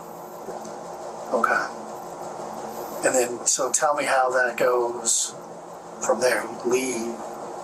I went back to town and I called Hooters. Went to Hooters. And after hanging out with him for a bit, I went home. And then after I was home and she stopped by, I thought everything was good. She stopped by, didn't really talk about anything too much. She used the bathroom, she got some water, she left. And after she left was when I saw the articles coming on the Newsbreak. And then she called me right after that and told me something had happened to Jason. And I said, what do you mean? And then she was like, I don't know, my friend was telling me that something happened to Jason. And so she called her friend, because her friend just texted her. She texted her like, I'm sorry, or something like that. So she called her and talked to her, and she told her something happened to him. And then she called me, and then she said, she goes, I don't know what's going on, but I don't know what it is. And I said, should be a daycare. And she goes, well, what if he went and got him? And I said, well, maybe he did. I said, you should try to find out. And so she called the friend back, I think. Somehow, long story short, she said that she was pretty sure that he was at school, I think. Yeah. So she called school, and then somehow she figured he wasn't at school. So I told her, I said, call Longmont PD, because the article, I'm pretty sure is him, and your friend's saying that something happened to him. And so she called Longmont PD, and then she said that they wanted her to come in. I said, we should go in. So she never said anything to you about being in Longmont, talking in Longmont. You never saw her in Longmont. Okay. So you know, based on what we're showing you, with a lot of data. Yeah, I know it looks better. Can I ask real quick? So, where'd the gun come from? The only information that we have that when she ever did any shooting was with you. We went shooting once, and we shot a 22. Where at? At Liberty. Liberty.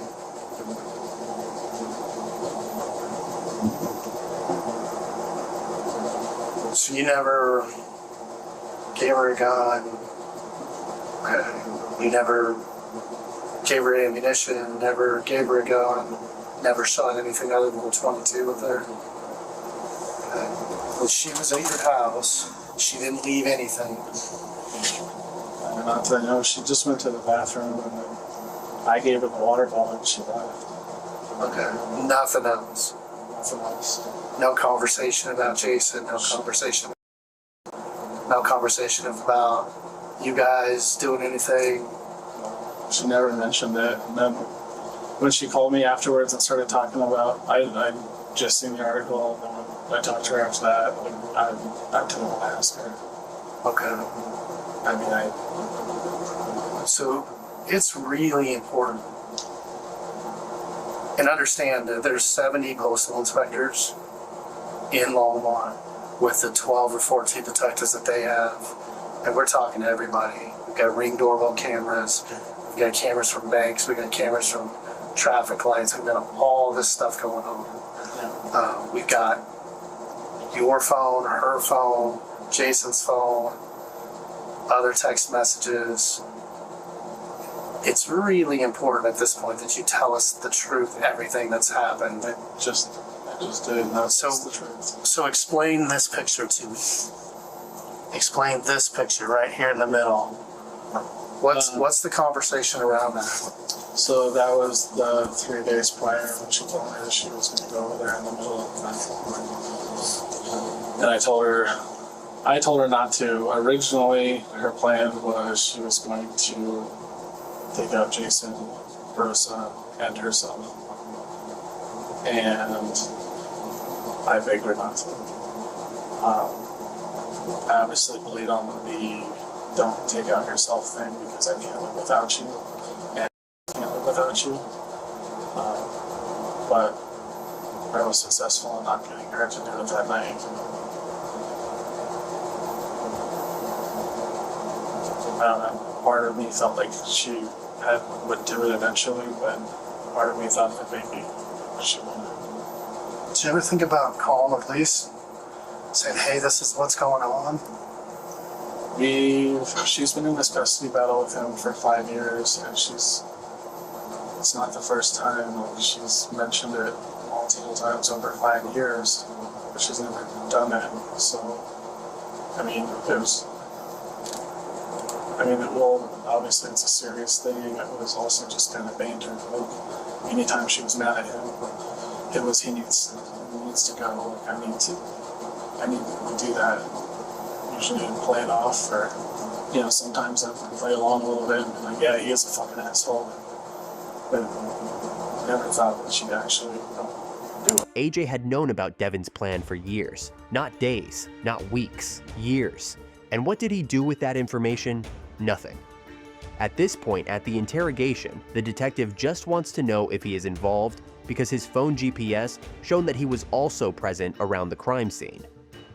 You know, it's important. I mean, this is kind of your opportunity to talk to us. And so if there's anything else you want to go, do you have any other questions?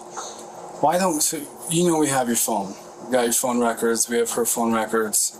Why don't, if this has happened multiple times where she's said that she's going to do this or she needs to do this, why don't we see any text of you telling her not to do this if you've begged and pleaded for her not to so many times? Usually when I talk to her, like, I talk, I don't, I guess I don't text all the time. Like, I talk. It's just what I choose. There's no documentation of you actually trying to calm her down from going to kill him, even though this has happened multiple times. I mean, she never told me on text that she was going to do it either. Like, just be through talking. I'm just trying to find stuff that's going to help you at this point, because you gotta understand, you're telling me that, but I don't have evidence of that. Does that make sense? Right.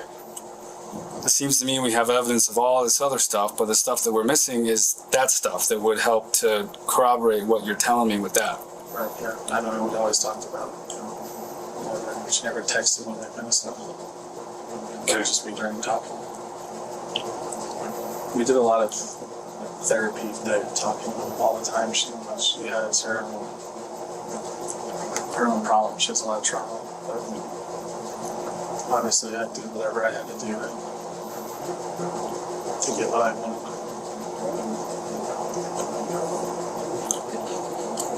I don't think I have any other questions. Fine. Do you have Snapchat? Just bring your own shovel, me. What's what? Bring your own shovel, me. Okay. Okay. Did you delete any phone calls or texts off your phone? I deleted everything that was my wife when I was talking to her. My wife was not okay with her. Okay. So that part was true.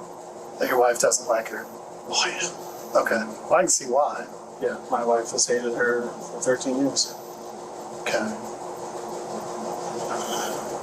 Well, I'll tell you what. We need to step out and talk for a second.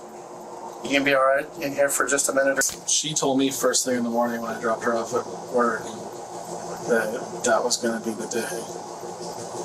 Okay. So how much? Where did you start? Where did you find him? How long did you follow him for? Well, she told me, so the trucks are numbered. Yeah. In front of the truck, and she told me the truck number. Okay. So I already knew which truck it was, so I waited out there to make sure that she would show up, because I dropped her off and she was like, yeah, I'm going to do it today. And I was like, what do you mean? And she was like, I got everything I need, I'm going to do it today. And I was like, do what? She was like, I'm going to get rid of Jason today. So I don't think that's a good idea. And then she was like, no, I'm done with this. She said that he did something with their parenting agreement, that he was getting full custody and that Rosa was going to step in and be the mom, and that that side of the family was going to be able to provide better for her. She was going to be able to, and so I just kept trying to talk her down.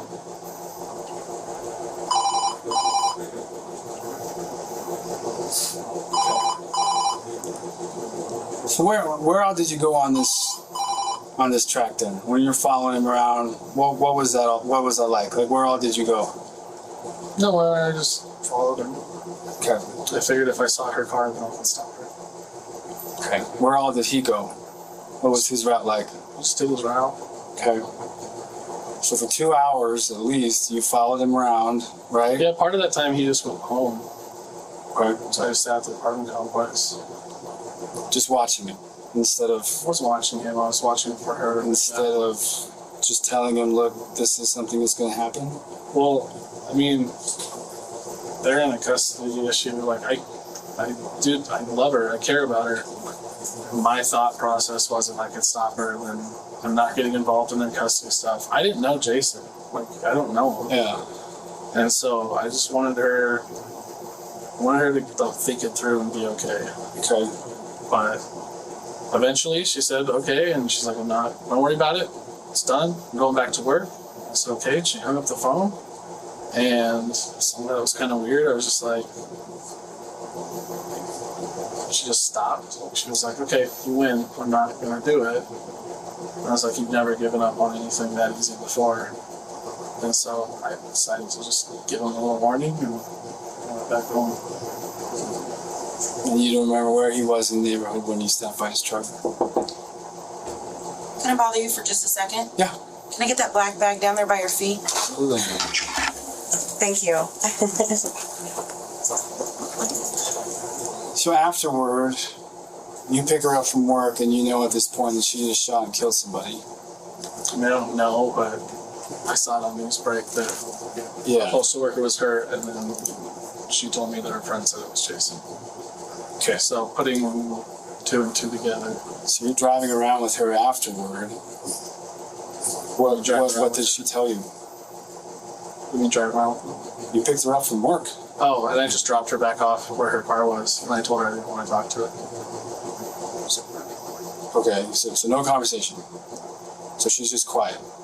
I mean, she was going on about where her kid is, but I told her I didn't want to talk to her, so I let her vent about her kid, and then my recommendation was to call 1-9, and she ended up doing that. Okay.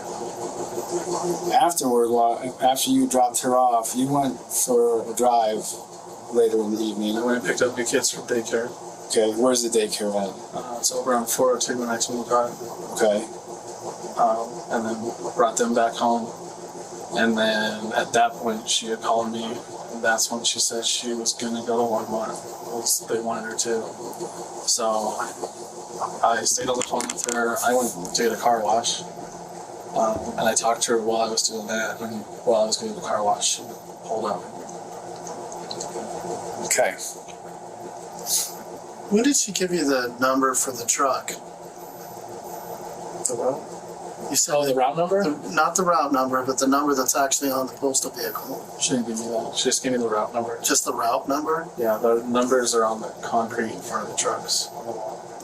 Okay. So you saw him leave in his van? Right. Okay. So the route number, what's on the wall or whatever, and you knew that vehicle he was in? Right.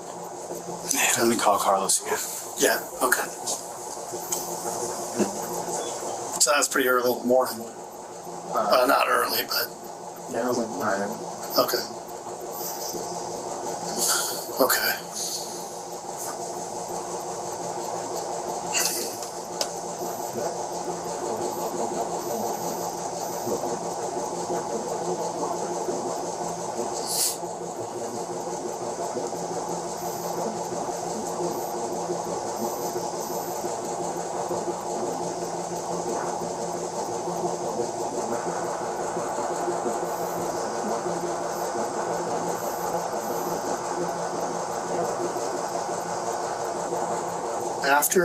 When did you give him, sorry, I'm processing some of this.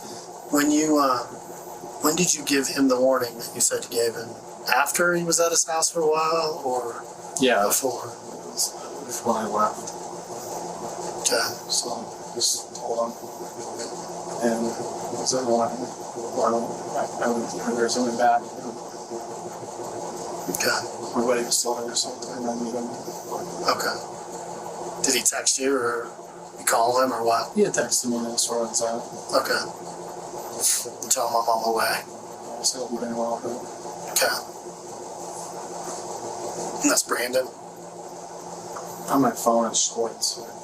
It's what? Schwartz. Schwartz? Okay. We work together at the youth correction. Okay. Where at? Platte Valley. Where, in Greeley? Okay. So I gave, I'm gonna go by last names. Okay. I get that. How long you been here? 6 years. 5 years. 5 years? 5 and 6. Okay. And you were at Platte Valley for how long? A couple of years, like 3. Okay. And before that was DOC. Okay. With the state? Where you at with DOC? Sterling. Okay. From Sterling to Denver. I worked at the RDC in Denver.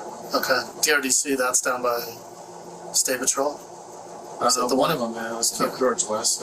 Yeah. That's just a camp though, but that is ran by Denver. Okay. The other two are Havana.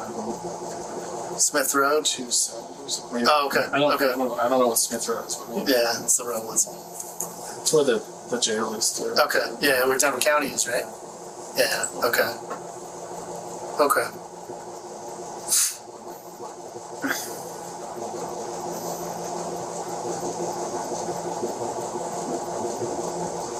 I know it's hard to talk about this stuff, especially after It's already easier talked. now that I've told my wife. I'm sure. And I could tell that was uncomfortable. Was very uncomfortable. That's why I said to you, I mean, if you remember, I'm like, hey, dude, if you want to talk, we can step outside, we go down to the PD, we can, do whatever, because I knew there was more to that than what you were saying. Well, I mean, afterward, like I was still, I don't know if shock is the right word, but I was still in disbelief that it happened. I didn't think through, I guess, how it looked for me. I didn't do it. Like, I didn't do anything. So you said this has happened a couple of different times. Walk me through Devin's planning for these incidents. What was her plan? She never had planning. It was always just, she would get upset, spur of the moment. It was never, like, planned out. Okay, so how many times did this happen where she said, hey, this is it, I'm going to go kill him, and you had to talk to her and say, no, don't do it, don't The go only kill time him? that she specifically said that this was it, I'm going to do it, was 3 days prior to this incident. You told me this happened more than once, where she had told you that she wanted to She kill was him, and you saying had to talk her she down. was saying that, like, I need to get rid of him or whatever, but like I said, that was just, like, banter. That wasn't like, for real, like, I have everything I need, I'm going to go do it. Yeah. It was just like, he pisses me off, or he did this, or we had this run in today, or something happened that she would just be like, I'm so pissed off, like, and then she'd make whatever comment she made about it. It wasn't always killing him. Sometimes it was hurting him. Sometimes it was running away, just disappearing. It was a whole bunch of different things. But not something that you had to talk her down for until this incident. Until 3 days prior, she said she was just going to go over there in the middle of the night, and everybody was going to go. Okay. And that's the one I talked her down from. That was the first time that, like, that's when I realized that's when she showed me that she had stuff, or that she had her outfit. You're a correctional officer. Correct. I imagine you got a lot of buddies in law enforcement. Correct. Okay. I have a lot of them in Ware County. I was just telling them. So, you know that she wants to kill this guy. So much so to the extent that you go down to where his mail route is to keep an eye on him just in case she shows up so that you can confront her. She tells you over the phone that she's done, it's passed, I'm not going to do it, which you found odd, but you still hung up the phone, just told him, hey, look out, and took off. So when I took her that morning, when I took her to the post office, that's when she told me that was going to be the day. Yeah. And she was never, like, so specific like that, and she said, I already have everything I need. And I said, what are you talking about? And she was like, I have everything I need. I can do it today.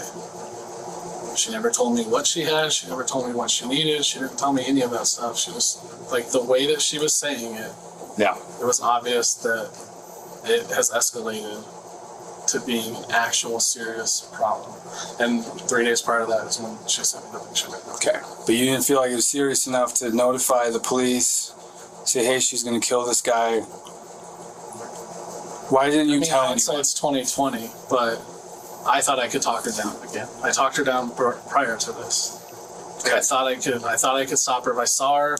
I just needed to see her. Like, if we were face to face, she would have. She's depressed. She's had a lot of depression issues. She sees a therapist about it. Mm-hmm. I think she's slightly bipolar and has those, like, not personality issues, but, like, she definitely is bipolar. She'll flip on me. Yeah. But whenever we're face to face, she calms down. I thought if I saw her, I could calm her down, and she would do it, like, she would snap out of it. Okay. But our conversations that morning, were not. They weren't normal conversations. You were on the phone with her for like 2 hours and 40 minutes while you were down there in the neighborhood. So what are you talking about during that time? I'm trying to talk her out of it. You're trying to talk her out of coming down to where you are and killing someone. I mean, when you put it that way, yes, it wasn't necessarily where I am, because I guess that was, she didn't know I was there. Like, I'm just trying to talk her out of it. But I had a feeling. But she knew you weren't at your house because she stopped by at your house. So she didn't ask you where you were? What did you tell her when she asked you where you were? She did ask me where I was. Okay, what did you tell her? I told her I was out at lunch with my friends. Okay. At lunch at 9 in the morning? She believed that you were at Hooters at 9 in the morning? She believes that I was with my friends at 9 in the morning. She believed I was with my friends most of the morning. Okay. After all this happened, who did you tell? Because I know that you didn't tell my partner here when he came to your house and asked you about it. So who did you tell? Because you knew that she went down there and that she killed this The guy. only person I've talked to about any of this afterwards was my attorney. Okay. And you told them that Devin killed this guy and you I know didn't that tell you were him that he involved. killed him. I said, Okay. this is the case. I said, she's been charged. I said, the truck was there at my house. Okay. And I gave him my series of the day, like my timeline of the day. Okay. So you didn't tell him what Devin did. You just said what Devin has been charged with. I didn't, she never told me that she did it. Okay. Like, I can't say that she did. Like, she didn't. She never actually told me what she did. Okay. But you obviously knew what she was intending on doing if you took it so seriously that you went all the way down there. So you knew that she intended on killing him. That was the plan that she had relayed to you. Right. Okay. I knew that she was intending. I didn't know she was intending. Like, and I knew that she was talking about it that morning. I didn't know she was actually carry it out. So besides your attorney, so after she gets arrested and all that stuff goes down, she gets charged. Besides your attorney, though, who did you tell? That's it. You didn't tell your wife. No. Is that No, my wife is the woman that you're having an affair with just went down and killed her ex. We've been talking about the affair more than anything. Okay. She's upset. But the murder didn't come up in your conversation. No, because she doesn't. She hates Devin. Like, hates her. She's hated her for a long time, so she doesn't want to talk about her. Probably sounds like she has a reason to hate her. Yeah. If I had to guess. Yeah. If we're being fair. Okay. Yes. So she doesn't want to hear about that stuff. Okay. She's obviously had to hear what she had to hear about the affair, but she hasn't been doing well. So for like 2 days, she just sat on the couch and wouldn't talk to me. Okay. And we're sleeping on different floors right now, so. Tell me about Jason. What do you know about Jason? I don't know Jason. I think I've met him twice in his life. I know what she tells me. And what she tells me is just that he's been abusive to her in all these different ways, whether it's psychological, physical, there's a whole bunch of ways. But I've never seen it. I've never been around it. I don't know him. Okay. Now I guess I've met him 3 times in my whole life. The third time being when I told him what I told him. But yeah. Prior to that, once was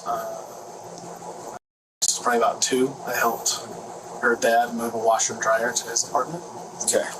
And the only other time he came over probably like 8 or 9 months ago to the I literally was just standing outside and I just said, "What's up?" He didn't say a word to me.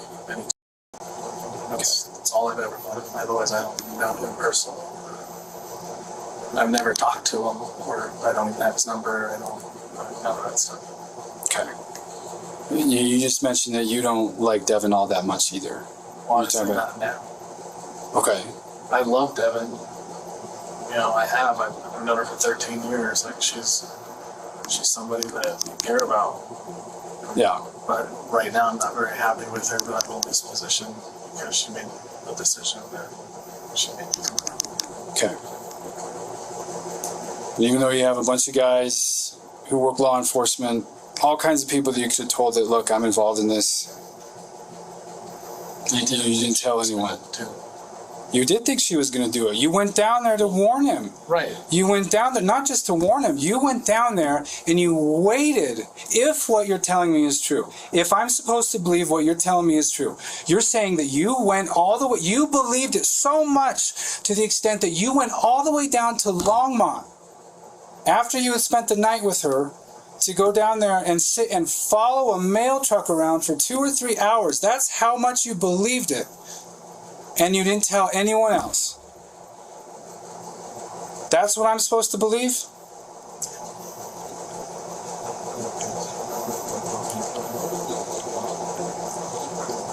Where did the gun come from? I have no idea. I assume it happened outside, but I don't know whose it is.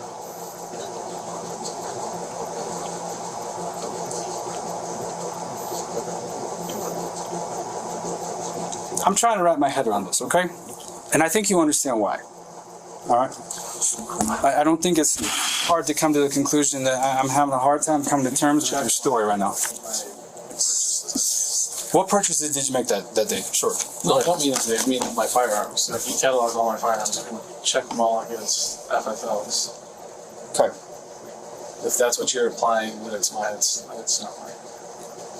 I'm trying to figure there's no way that you can tell me that you didn't believe that her threat to go down there and kill him was serious. I mean, I'm just saying, by your actions that morning, that tells me you absolutely believed it was a serious threat. that morning is the first time that I thought, that I had the feeling that she might actually do it. Okay. And I'm not, because I have the feeling, yes, hindsight's 20/20. I should have done more.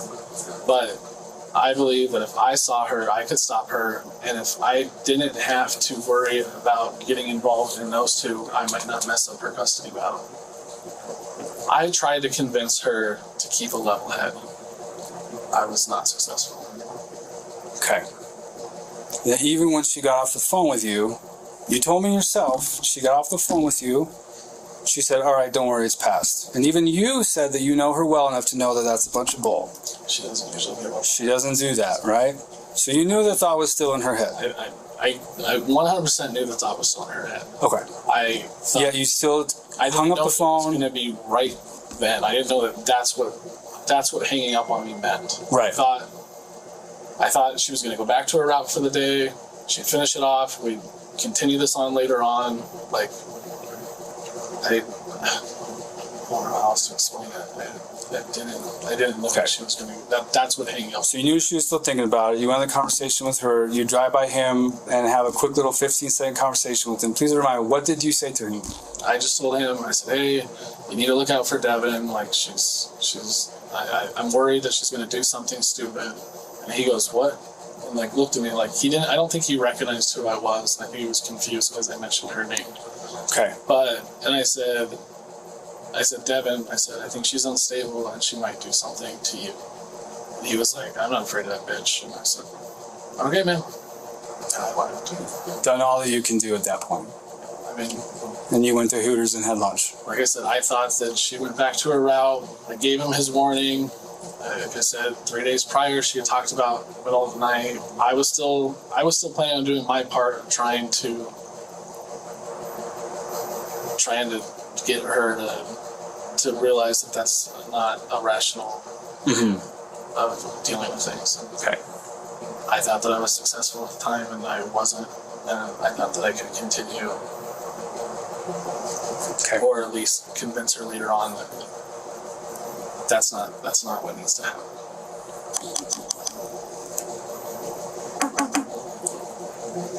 So what if I told you that there are people that said that even though you and Jason didn't have a lot of contact together, from their understanding, there's tension between you and Jason, specifically because of the situation with Devin? We said that they feel very personally that you specifically had it out for Jason. How and why? What's the motive there? And what do I stand to benefit from that? He was with the girl that you're apparently with. It's not with. They have a kid together. They spend time together. They don't spend time together, but I could care less. She also cheated on me with 2 other guys throughout this whole time. I didn't do anything. Is it really cheating on you though if you're with your wife? No, and that's why I didn't care. Yeah. My point is, I wasn't the only person that she was sleeping with. And I wasn't upset about that. Like, I didn't care. Like that, she was a side piece. Were you scouting out that area for her to come down? She already knew his route. She already knew his route. She was at his case. That wasn't my question. Prior to that. That wasn't my question. No, I was not. How do you know she was in his route weeks prior to that? She told me that she got kicked out of the post office before that by some lady at the post office because that lady was his secret post office girlfriend, is the way she worded it. And she was there picking up her mail, and she said that when she walked by his case, some lady chased after her and told her that she had to get out of the post office. That's what she had told me. And obviously thinking back, that's what I'm assuming it was. She already knew his route. She told me his route a bunch of times. That's how she told me that. She knew the route number. Did she ever deliver that route? I don't know if she delivered it. She said that he's been on that route forever. When she originally told me the route number, she said he's been on it literally forever. She knows the route. She knows what route number. She knows the route too. I mean, she worked at the post office, at that post office. Okay. But she, I guess, talking to him. I don't know if they talked about the route or what. But she already knew the route.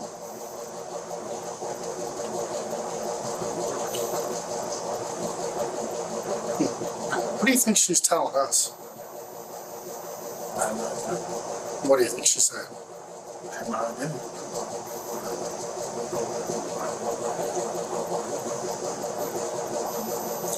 Why didn't you call him back the next day?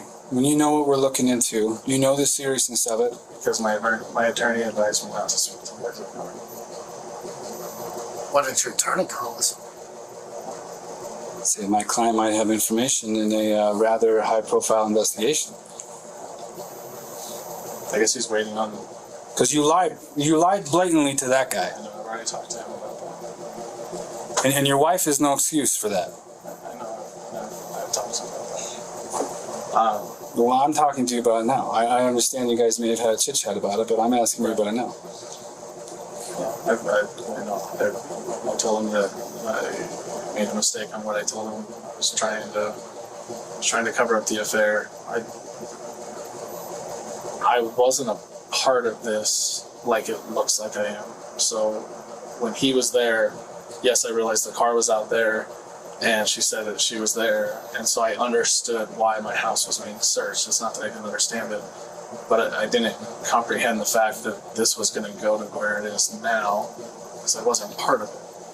I know that You looks were on like the phone with her almost the whole time. How are you not a part? Every day. You can look at my records every day. I'm on the phone with her every day, all day. Yeah, but this day you were specifically talking to her about her going down there and killing someone. No, I was not. You just said you were trying to talk her down from doing that, so you weren't talking to her I about wasn't that? talking about her going and killing somebody. I was talking to her about not making a decision. So you made a random trip down to Longmont that had nothing to do with the mailman. So you didn't think that she was on her way down there to kill somebody. What I thought. Why did you go down there to follow him around if you didn't think that's what she was going to do? Because I wanted to stop her if she came out there. So you did think she was on her way to But go down there to I kill didn't him. discuss with her about going and killing somebody. I'm trying to talk. But you said she talked about that before. You said that you had to talk her down from that on more than one occasion. That was the first thing you told me.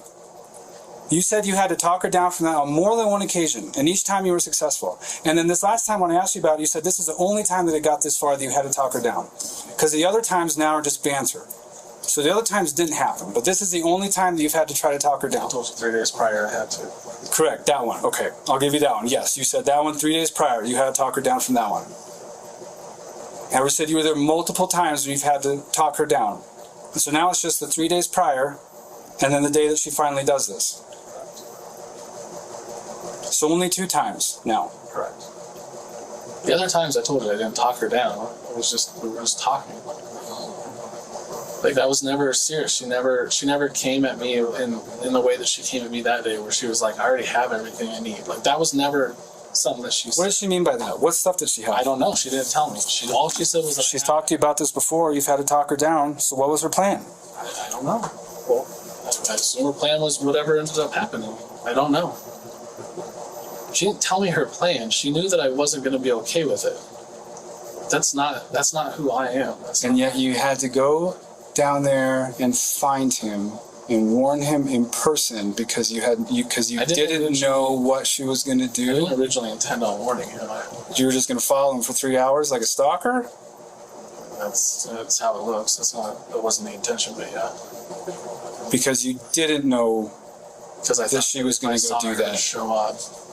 So either you did take her seriously or you didn't take her seriously. It's one or the other. I already told you I took her seriously enough that I stayed on the phone with her and tried to convince her that these are not good options. These are not good ideas and solutions to her problem. Okay. Now, do you understand where I'm getting the conflicting ideas here? And I told him the same thing. I understand. I work in a career where I do investigating of stuff that goes on here, and I get what you're seeing, and I get why you're thinking what you think. I totally understand. That's why I pretty much already understand where everything's going to go. I know that I didn't do that on purpose, and I know that the evidence doesn't necessarily say otherwise. But I also know that I've never been complicit with it, and I've never told her that I want her to do it, and I've never been okay with it. So, you know, I like I said, I know the stuff that's You on. just helped her cover it up afterwards by not telling anybody and by lying about it. I Think about what you say here, I did. because I already know the answers you gave that man the other day. Correct. I did lie to him about the stuff so that I could try to cover up my marriage or my affair to save my marriage. And in doing so, you covered up But Devin. my intention was not to try to alter or cover up. But that's what you did. That's exactly what your lies did. Do you understand that? I understand what you're saying. That's my answer.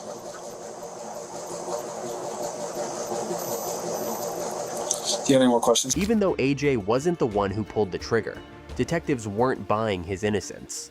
He knew too much, stayed too quiet for too long. And while he claimed he wasn't directly involved, the timeline and his silence said otherwise. In the end, detectives had heard enough. They cuffed him. Devin Schreiner was convicted of first-degree murder and sentenced to life in prison. Her co-conspirator, Andrew Ritchie, was also found guilty by a jury and given the same fate: life without the possibility of parole. 2 lives thrown away, 1 life stolen, and a child left behind, caught in the aftermath of a tragedy that never had to happen.